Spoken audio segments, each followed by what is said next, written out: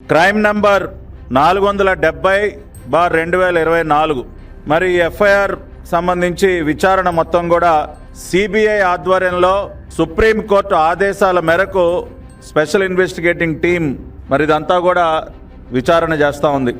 దీనికి సంబంధించి ఇప్పటికే అనేక మందిని విచారించడం, అరెస్టులు చేయటం అన్నీ కూడా చూసాం.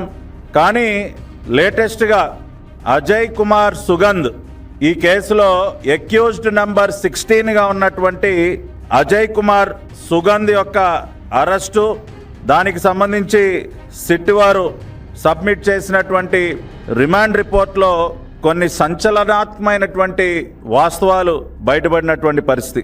ఎవరు ఈ అజయ్ కుమార్ సుగంధ్ అంటే సుగంధ్ ఆయిల్ అండ్ కెమికల్స్ కంపెనీకి యజమాని.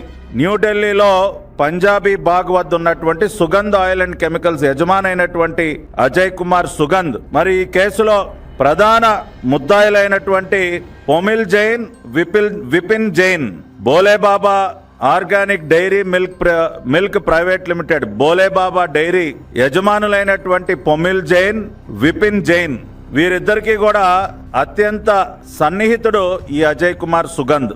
ఈ అజయ్ కుమార్ సుగంధ్ అనే వ్యక్తి బోలేబాబా డైరీకి కొన్ని ప్రమాదకరమైనటువంటి రసాయనాల్ని సరఫరా చేయడం జరిగింది. మోనోగ్లైసిరైడ్, అదేవిధంగా acetic acid Esther, మోనోగ్లైసిరైడ్ and acetic acid Esther అనేటటువంటి ప్రమాదకరమైనటువంటి రసాయనాల్ని సుగంధ్ ఆయిల్ అండ్ కెమికల్స్ అనేటటువంటి తన కంపెనీ ద్వారా బోలేబాబా డైరీకి సరఫరా చేయడం జరిగింది.